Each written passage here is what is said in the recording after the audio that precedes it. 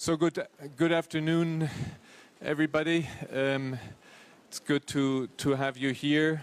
We have with us the presidents and Prime Minister of Azerbaijan, of Armenia and Georgia.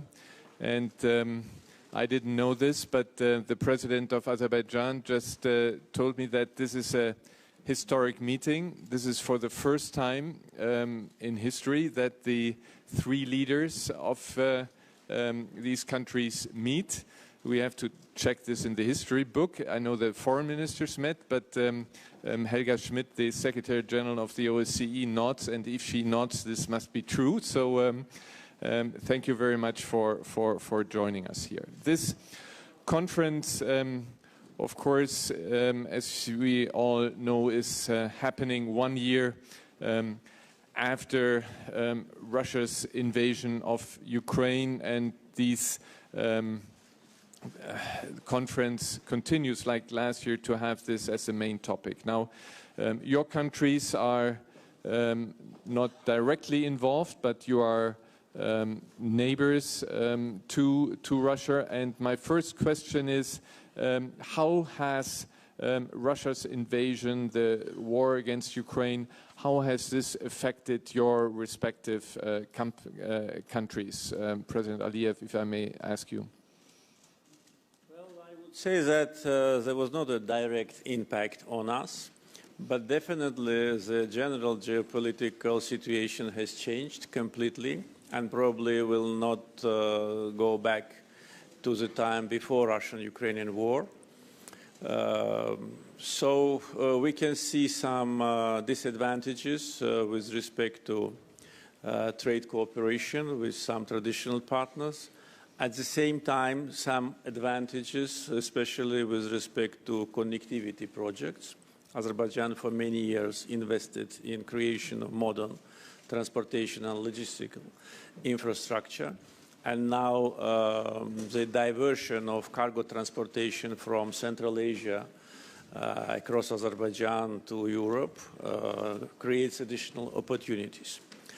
But you know that we had our own war, something more than 2 years ago, which lasted for 44 days. And we know what is war. We know what kind of devastation and suffering it brings to the peoples.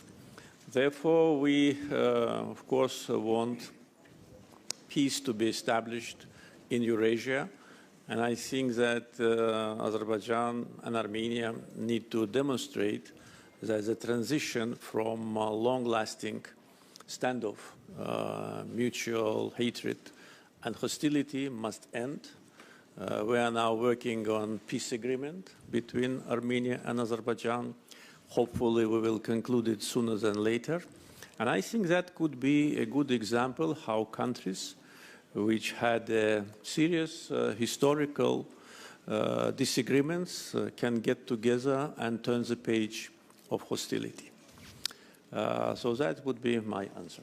Thank you very much. And before I ask the Prime Minister of Armenia to respond to this, I would pass through Georgia. Georgia, of course, has these occupied territories, Abkhazia, South Ossetia. And what is the effect now for your country from the side of Russia? Are there still, how about the Geneva talks? Is there anything happening? How has this impacted you?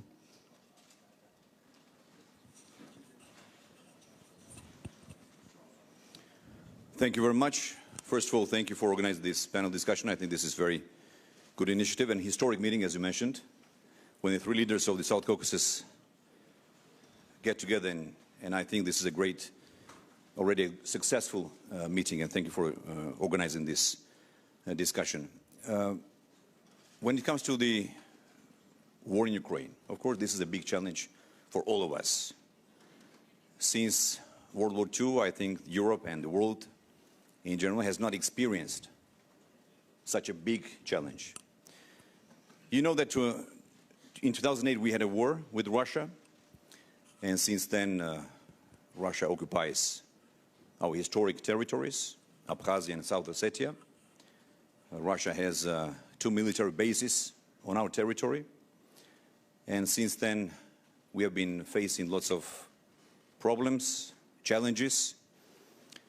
But after we came to power in 2012, we have made lots of efforts in order to de-escalate the tension. De-escalate tension, and at the same time, of course, we have been very active on our European integration path. Georgia signed association agreement, deep and comprehensive free trade agreement with the European Union. We got the visa-free regime, and last year this was a historic decision when the European Council decided to give us European perspective. So to respond to your question, how the war in Ukraine affects all of us in Georgia, right now we all see that Russia is focused on Ukraine. It's a devastating war, and I have to say that we must do everything in order to stop this war. There is no alternative to peace, and I have to tell you that Georgia has been pursuing a peaceful resolution policy when it comes to the restoration of sovereignty and territorial integrity of our country. We have made it very clear that Georgia has a peaceful plan to restore its territorial integrity.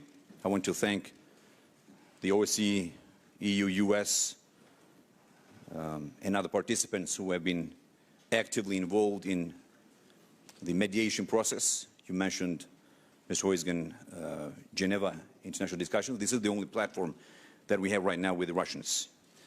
And so therefore, I must repeat again that this war must be stopped. We have seen this war and the effects of this war in our country in 2008. And a lot of people died, and we lost control on our territories completely. And as I said, Russia has military bases on our territory, and it's ongoing. It doesn't stop. I also want to mention that since 2008 war, we haven't seen any sanctions that were imposed on Russia. On the contrary, we saw that business continued as usual. Therefore, it was a very, let's say, bad signal. To conclude, I think the international community now must decide how we move forward, because if this war continues, it means more devastation, more killings of civilians.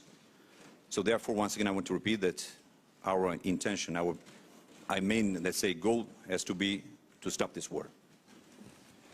Yes, I think you are absolutely right. The killing has to stop. But let me just briefly come back to your country. You mentioned 2008, and I was at the time advisor to the chancellor, and it was a very, very difficult situation where we don't have to go into detail. But going back to 2008, may I ask you? At that time, we dealt with President Saakashvili, and we have seen alarming pictures, photos of President Saakashvili in a very delicate situation, and people are afraid for his life, and there's also a journalist who is in a different situation. I have the impression your country, that what is called in times of, in harsh times, in times where you have a war in the region, that it called for national unity. And is this something, there is something where from the outside one has doubt that this is happening in your country? And as I said, President Saakashvili was a host, was a guest very often here at the Munich Security Conference. And as I said, these alarming pictures there, is there not a possibility so that he can get out and get some treatment in hospitals outside Georgia? Well, first of all, thank you for this question. I don't want to talk about speculate about the health of President Saakashvili, who is now in a private hospital. I want the people to know that he arrived in Georgia. He came back in Georgia 2 years ago, actually more than a year and a half ago, October 1st, to be more precise. The idea of his comeback was to make another revolution in Georgia, to organize mass killings and bloodshed.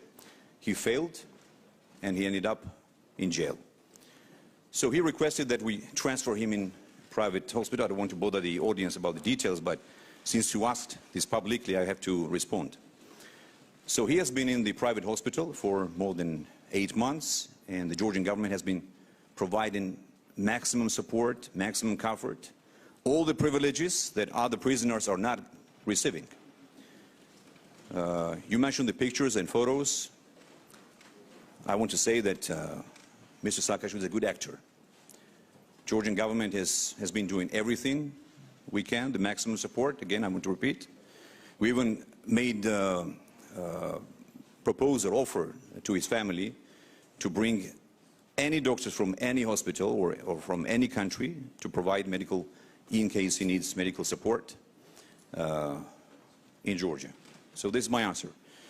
And I also want to mention that probably you have seen lots of fake news, disinformation that has been spreading by the lobbying firms of Mr. Saakashvili and his family. For example, I want to give you just a fact. Last month it was disclosed that his family officially paid $1 million to launch an aggressive media campaign all around the world. So what you hear, what you see on the videos or on Facebook or social network does not actually describe the reality. So therefore, no one stands above the law. We are building a strong democracy in Georgia. We are building, strengthening democratic institutions. This is the understanding of democracy, I guess, that no one should be above the law. Saakashvili committed grave crimes, such as the killings of former banker Giorgiani. This was a famous case. Beating up to death former member of parliament, and many other cases, seizure of private TV channel Imedi, for example. Plus, he added another crime, which is the crossing illegally state border. By the way, for your information, he spent 2 days in a container truck, refrigerator, when took a ferry boat from Ukraine, from Odessa, to come back to Georgia to do revolution. So this is the story. I didn't want to talk about this individual here at this panel to bother you all the details, but since you asked, Mr. Hoyzgen, I want to respond about this. Yeah, I don't want to deepen into it, just a humanitarian appeal I would like to launch there. Prime Minister Pashinyan, coming back to the question I asked at the outside also to President Aliyev, the repercussions of the war of Russia against Ukraine on your country. Thank you. I also would like to express my gratitude to you and for organizing such a format. And really, I agree, maybe it is a historic meeting, but it's very important to identify the content of the history that now is being created, because we can have different outcome, consequences or results, and I think we need to be result-oriented, and that is our approach. And as far as your question is concerned, you know, global instability can make things in our region better.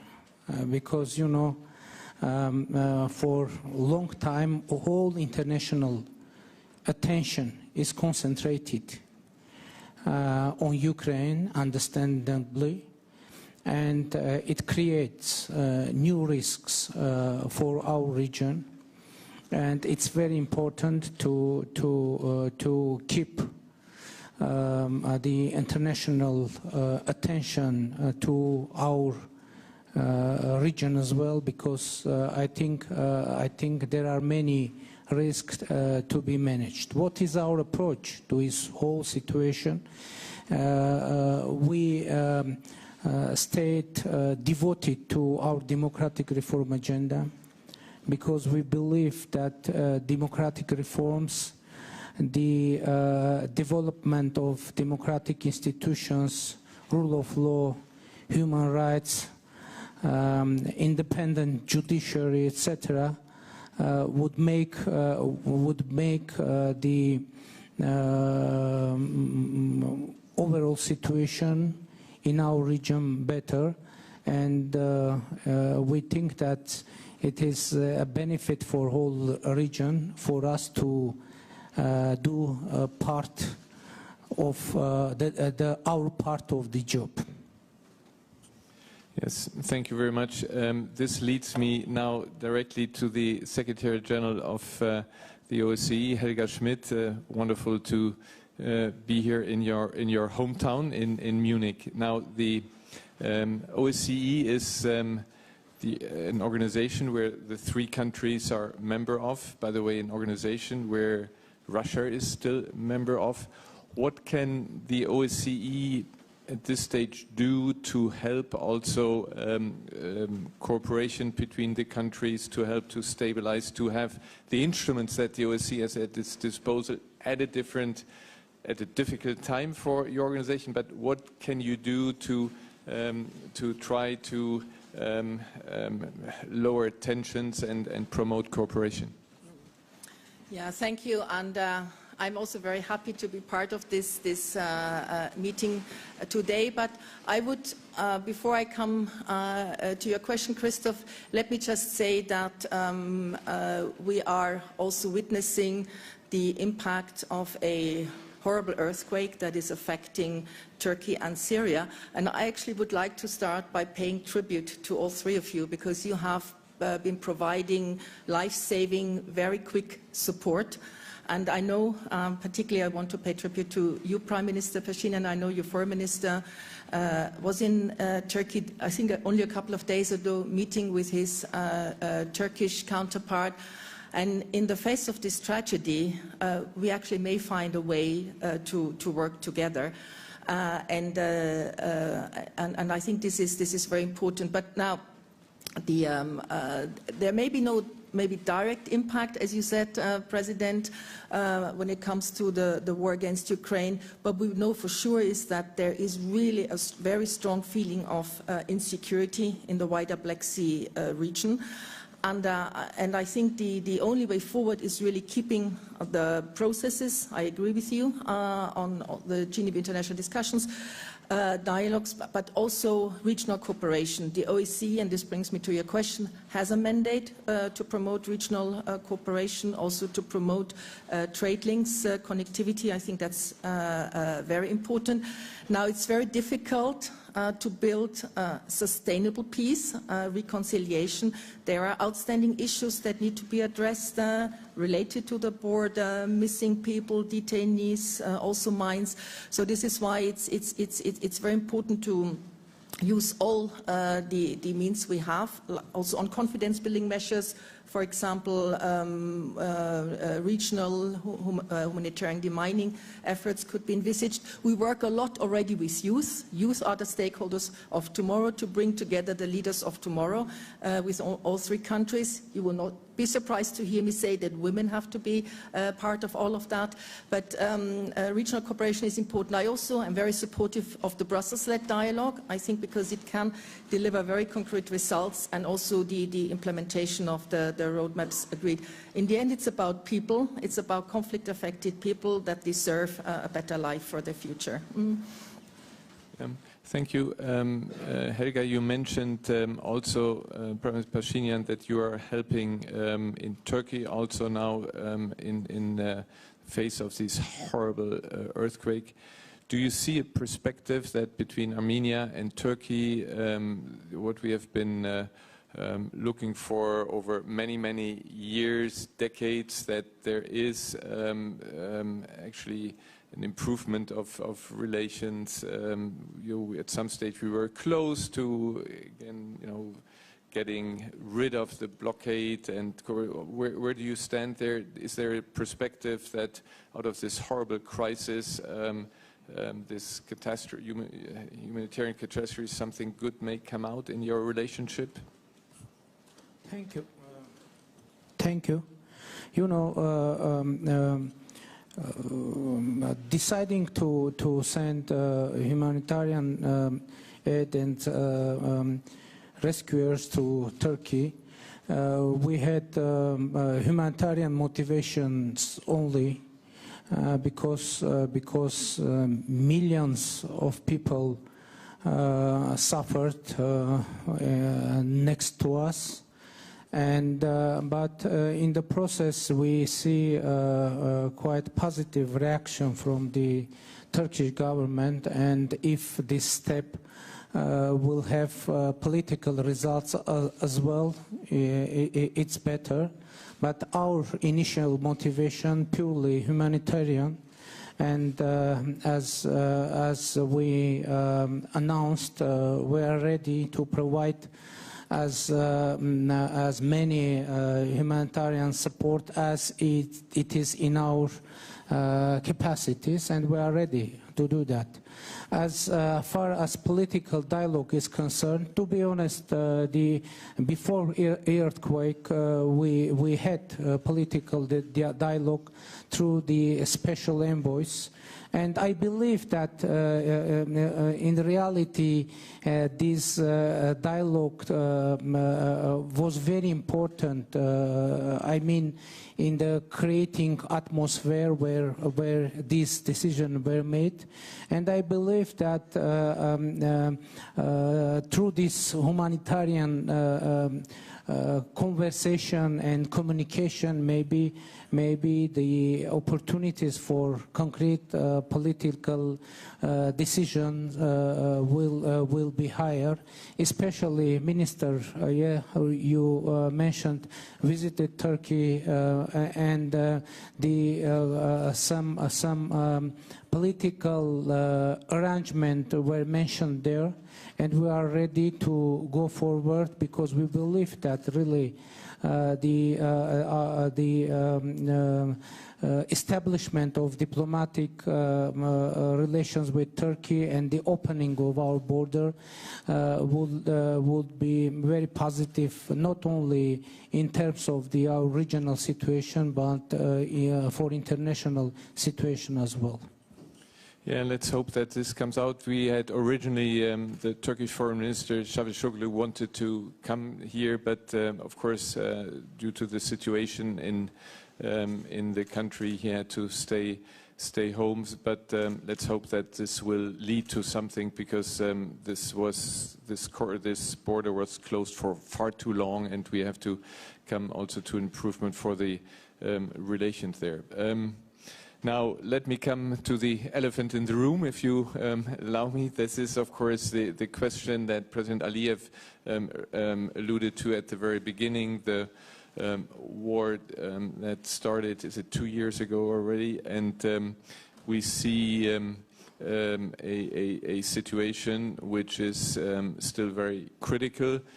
We are not here to do any negotiations, but of course we are, when you look at it, the outside, the international community, we are concerned about the humanitarian situation, and one looks always, as we have been looking right now with regard to humanitarian aid to Turkey, we are looking at humanitarian steps. We see the Lachin corridor that is seen from the outside blocked, and we wonder, and maybe Prime Minister, you can tell us a bit about maybe efforts to have some confidence building measures there to see that somehow the situation improves. And we would, of course, all, and afterwards I would like to turn to President Aliyev again, we would, of course, like to see that through some small steps we come to a de-escalation and come closer to a resolution of this conflict. Thank you. You're right. It's already 70 days that the Lachin corridor is blocked, and now, unfortunately, we have a humanitarian crisis in Nagorno-Karabakh and energetic crisis as well. Because electricity supplies to Nagorno-Karabakh have been shut down, and the gas supplies as well have been shut down, and we counted, and during last 70 days the gas supplies were cut at least 10 times, and it is the problem that should be addressed. And our position is that in the trilateral statement from the 9 November 2020, we have very precise provisions connected with Lachin corridor, and according to that statement, it is the obligation of the Azerbaijan and Russian peacekeepers to keep Lachin corridor operable. But now, unfortunately, we have a totally different situation.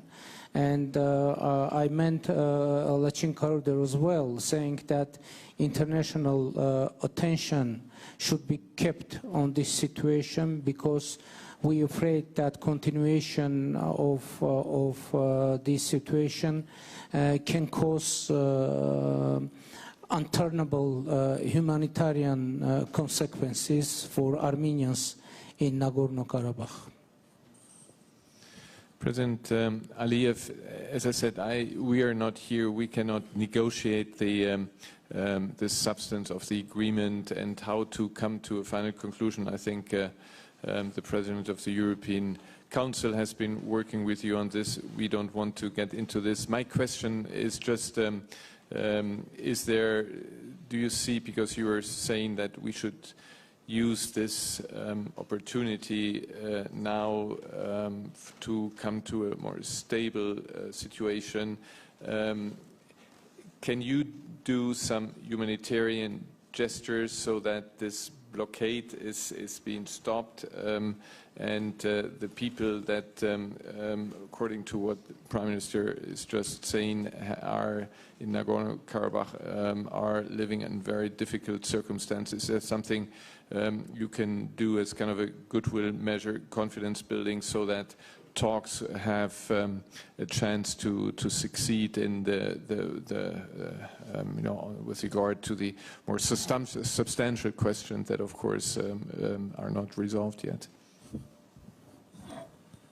As far as we understand, and in our communications with our American partners and partners from European Union, and also as far as I understood from today's trilateral meeting with Prime Minister Phashinyan, which was organized by Secretary Blinken, we have a common understanding that there should be a two-track approach to the situation in the region. First, Azerbaijan-Armenian peace talks track. Second, Azerbaijan's communications with Armenian population in Karabakh. Just for your information, the word Nagorno-Karabakh is no longer valid. This is actually the Russian word. Nagorno means mountainous. And in Azerbaijan, there is not such an administrative unit like Nagorno-Karabakh. Therefore, of course, I would like to ask our partners to respect the sovereignty and constitution of Azerbaijan. There is a Karabakh region of Azerbaijan where there is an Armenian population. So this two-track solution actually separates our talks with Armenia from our internal issues like our communications with Armenians in Karabakh. And also it was agreed with our international partners that there will be discussions on rights and securities of Armenian minority in Karabakh. And we are ready to do it, but with those representatives of Armenian community who lived, who were born, and who lived in Karabakh throughout their life, but not with a person who was exported from Russia to have the leading position in Karabakh. Maybe exported is not the right word. I would probably prefer the word smuggled into, because nobody knows how he emerged in Karabakh and how he is trying and achieving to go back to Yerevan and from there to Moscow and then back to Yerevan and then to Karabakh. Only this fact demonstrates that there is no blockade. Second fact which demonstrates that there is no blockade is that since 12th December until today, when our activists from civil society came to the checkpoint, there have been more than 2,500 vehicles, including trucks, of Russian peacekeepers and the representatives of Red Cross. Almost 100 medical patients from Karabakh were taken by Red Cross to Armenia for treatment. So how can we call it a blockade when there is an open road? And if Armenians in Karabakh try to use this road, I'm sure no one will stop them. So this is important to understand the current situation. And also, in order to properly evaluate the current situation, we need to go back a little bit to the history. For almost 30 years, our lands were under Armenian occupation.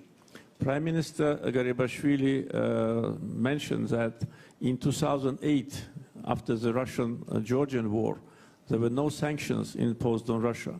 But I also can say that Armenia occupied 20% of Azerbaijan's territory, violated international law, did not comply with UN Security Council resolutions for 27 years, and no sanctions were imposed on them. And we always were asking for sanctions to Armenia to be imposed to avoid the war. We were waiting for Minsk Group to deliver result. We were waiting for Security Council of United Nations to respect their resolutions. But we thought that there is no movement, and there is a common understanding that this conflict is frozen. So we proved that it is not frozen.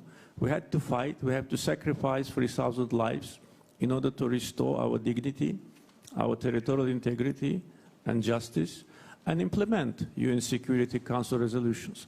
Therefore, we cannot take out of the context today's situation in Karabakh or our communications with the Armenian community there and just forget about 30 years of occupation, forget about that the territory equal to the territory of Lebanon is totally in ruins.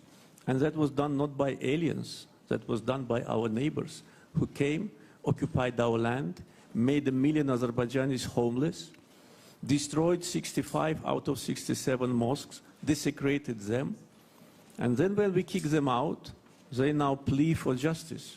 They accuse us of occupation, those who occupied us for 30 years.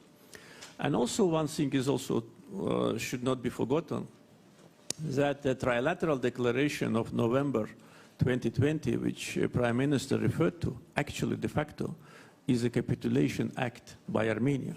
We fought the war, and the results of the war have been accepted by international community and by Armenian society. And the best indicator to that was a new mandate which Armenian population gave to Prime Minister. And that was a mandate for peace. Therefore, we need to look to the future.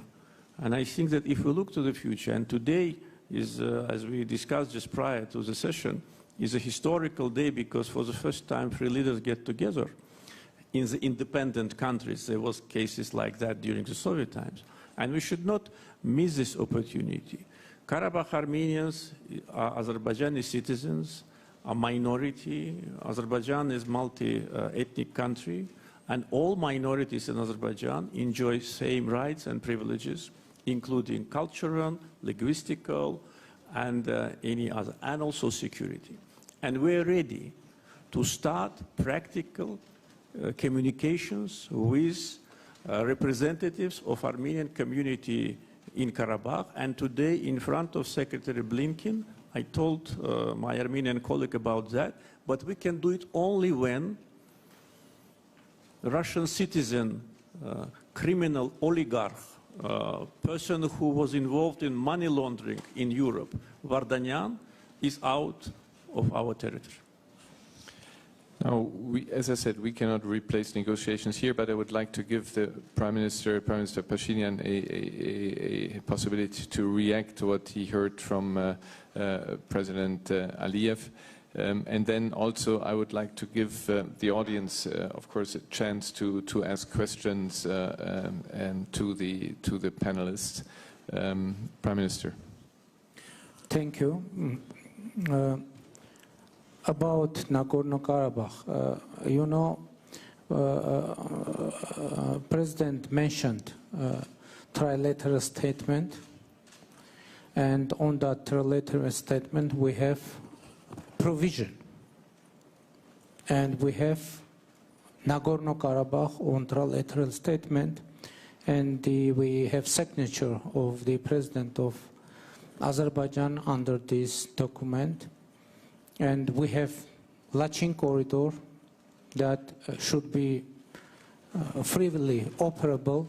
And by the way, according to that trilateral statement, out of control of Azerbaijan, and it is according to the signature of President of Azerbaijan. And recently, you know, some Armenians children from Nagorno-Karabakh, they tried to travel by bus through Lachin corridor, and they were stopped and masked. Some Azerbaijani persons with masks intruded into bus, and children there were screaming. And that was the last attempt of the Armenians on Nagorno-Karabakh to freely commute through Lachin corridor. President Aliyev mentioned destroyed mosques. You know, I would like to say that in 2017, in Azerbaijan, several mosques were destroyed for building new roads. And President Aliyev mentioned that several, I don't know how many thousand mosques that were destroyed. And by the way, in the Soviet time, and when in Azerbaijan, approximately 1,560 mosques were destroyed, and that it was the usual thing for Soviet Union. In Armenian in Soviet time, churches were destroyed, mosques were destroyed, and you know, Armenians of Nagorno-Karabakh, they shouldn't pay the debts from the Soviet time. And you know, it's very important. It is very dangerous narrative, because I'm afraid sometimes there is an impression that Azerbaijan want to give some religious context to this whole situation.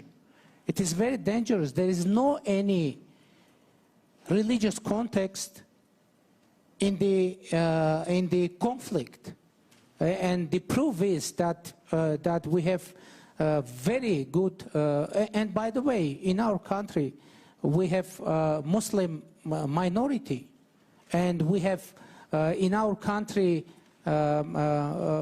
acting mosque, and that is the reality. And you know, the wording of Azerbaijan, what is concerning.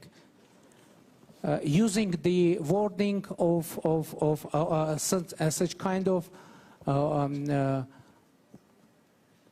almost offensive wording, capitulation, etc. You know, from a side, it can be impression that now Azerbaijan want to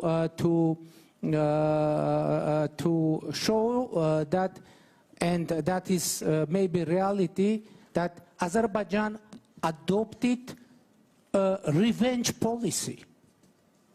You know, revenge policy, and maybe that is the policy of Azerbaijan. But as it was mentioned, we have very complicated history.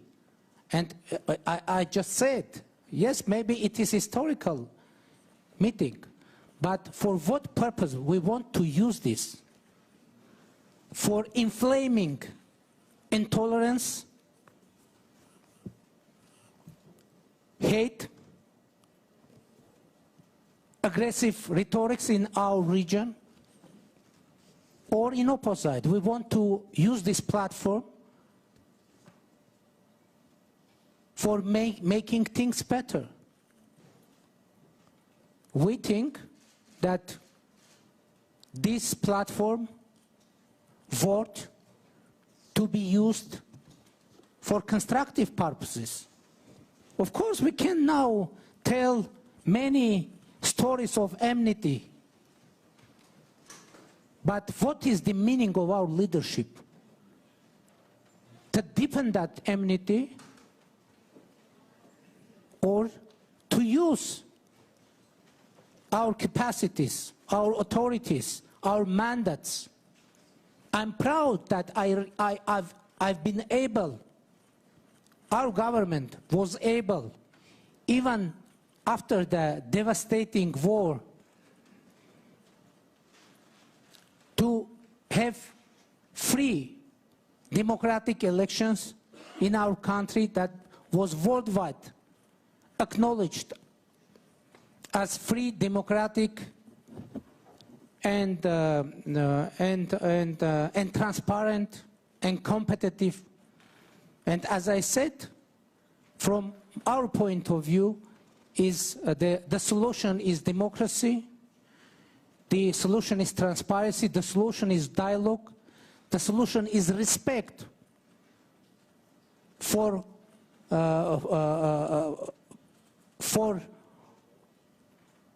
all countries in our region. And we are ready to work to that direction. Thank you. No, thank you very much. We will not be able to go any deeper into this. Again, my appeal is what I said at the beginning, that maybe this will help a bit to have some confidence-building measures, to see to it that when the Lachin corridor is used by children, to get humanitarian aid, to get have people travel there, that this is possible, so that people don't have to suffer from the political differences that subsist there. Also, that they have access to energy. So this is only the appeal we can launch here from this podium. Now we have a few minutes left, and I would ask questions there. This is a topic where you can have not ask questions but give a long statement. So I just warn, please, only short questions. Yes, please. Thank you very much. I'm Yulia Smilovskaya, Globsec Kiev office.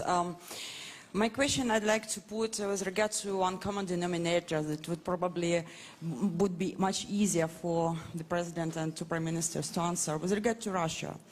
So basically, have the situation, the war in Ukraine, which was unexpected to most of us, forced you to reconsider your perception of Russia, because right now it is saying that Russia has turned itself from the point of stability into the country of instability in terms of security. So in this case, I see a bit of developments on all the sides with all the countries. So the question to the Prime Minister of Armenia is, you mentioned a couple of times that collective treaty, security defense treaty organization is not very productive at the moment, and raise this issue that Armenia might be leaving it. So could you dwell a bit more on these prospects? Then for the Prime Minister of Georgia, we reassessed the calculations about the potential strategic moves of Russia. While they are losing in Ukraine, they might be considering of making some blitzkriegs in the countries they consider much more vulnerable and easy targets, like Moldova and Georgia. Do you see this threat for your country? And for the president of Azerbaijan, you mentioned these negotiations and talks with the participation of US as mediator. So it looks like Russia has lost this role with regard to Nagorno-Karabakh. Could you comment on that, please? Thank you. I mean, these are very good questions, but this is very unfair because by having three people there is so. But since you're from a partner organization, well, what choice do I have, Prime Minister? Well, you know, and it was public and transparent. We have some concerns connected with the CSTO, and we raised those issues with our partners, and actually we made it public, and we are working, and the concerns are there in the place, and we are working to address all the issues that and all the questions and concerns that we have.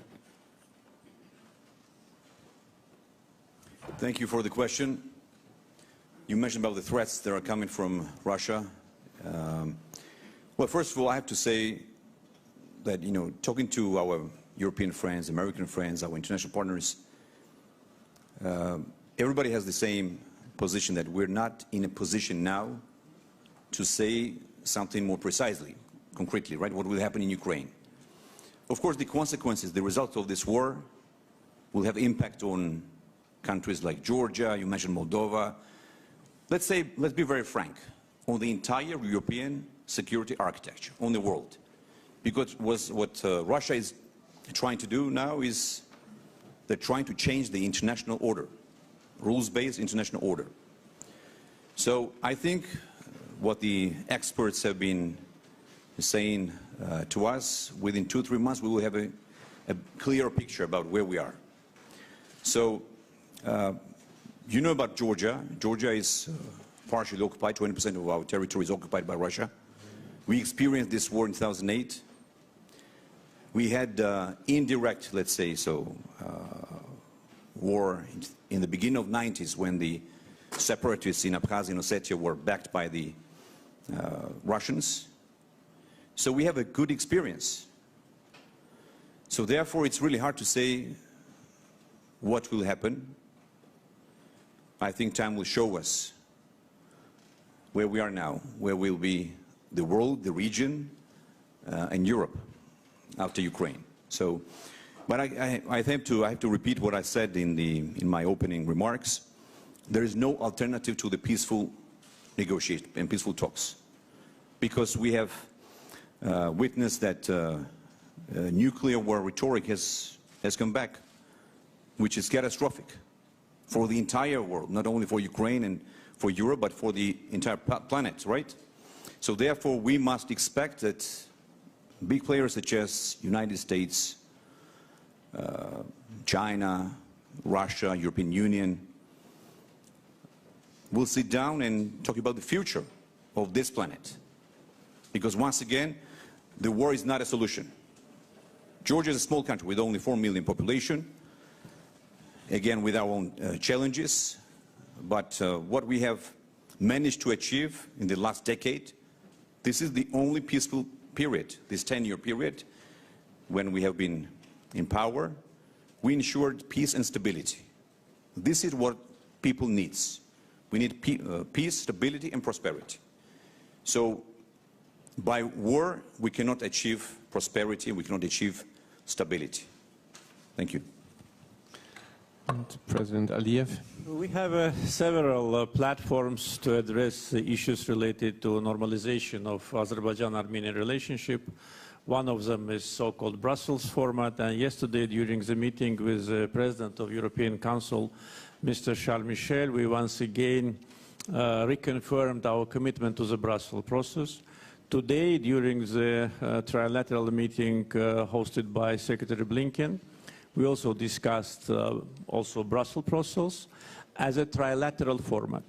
And I think there is a common understanding that this is only trilateral. EU, Azerbaijan, and Armenia.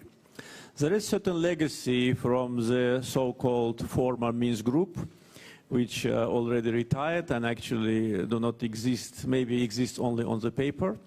Therefore, the former co-chairs of the Minsk group, which actually did not deliver any result for 28 years, they still have some leverage on the situation. Therefore, we have a platform which is hosted by United States, by Russia, and now by European Union, but no longer by France, because of one-sided pro-Armenian position of the French government. And it is clear that when you are a mediator, you cannot take sides and you cannot demonstrate that you take sides. So this, I think, is the answer to your question. And above of that, I want to say that whoever will help both countries to come to an agreement, of course, will have the champion's medal. But with respect to the peace talks, you know, we can understand this position, but judging from our experience, I can tell you that peace talks sometimes last too long. We had peace talks for 28 years. Can you imagine, from 1992 until 2020? And if we did not resolve Karabakh conflict on the battlefield, these peace talks would have continued for 28 years more. It was absolutely acceptable to Armenia because they wanted to seal the situation, to keep our lands under occupation forever. It was acceptable for Armenian friends in different parts of the world, but it was not acceptable to us. And we were preparing. We were mobilizing our efforts. We were growing new generation which came and liberated the lands which they have never seen because they were young, as they were not even born when Armenia occupied our land. Therefore, peace talks, yes, I am not against, but you have to restore justice by force, and this is your legitimate right. This is right given to you by Chapter 51 of United Nations, and we use that right, and we fought on our territory. Our war was war of liberation, and that's why it was a just war. Our war was not a war of occupation, and that's why we didn't have a single one from our army who left the battlefield. For 44 days, when our cities and villages were shelled by Iskander missiles, no one left the battlefield. In Armenia, there have been 11,000 deserters. Why? Not because they were losing on the battlefield, because their war was occupational war. There was no motivation for people who were born in Armenia to go to Azerbaijan and to fight for the land which do not belong to them. And what we've seen as one of the results of our liberation war, the main factor is motivation. Weapons, important. Tactics, important. Planning, very important.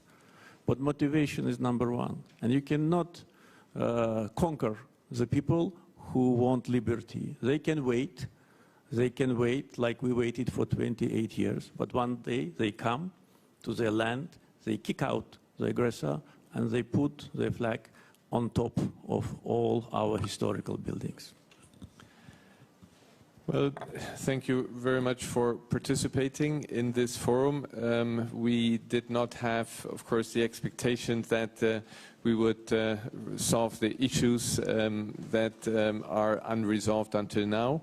My appeal again to all of you, to all three of you, to look at humanitarian gestures that you can do to improve the situation of people, independent then of, with regard to Armenia and Azerbaijan, of these talks. And I hope that these talks under the auspices of the European Union will yield a lasting success. And then I propose that in a year from now we meet here again and see where we stand.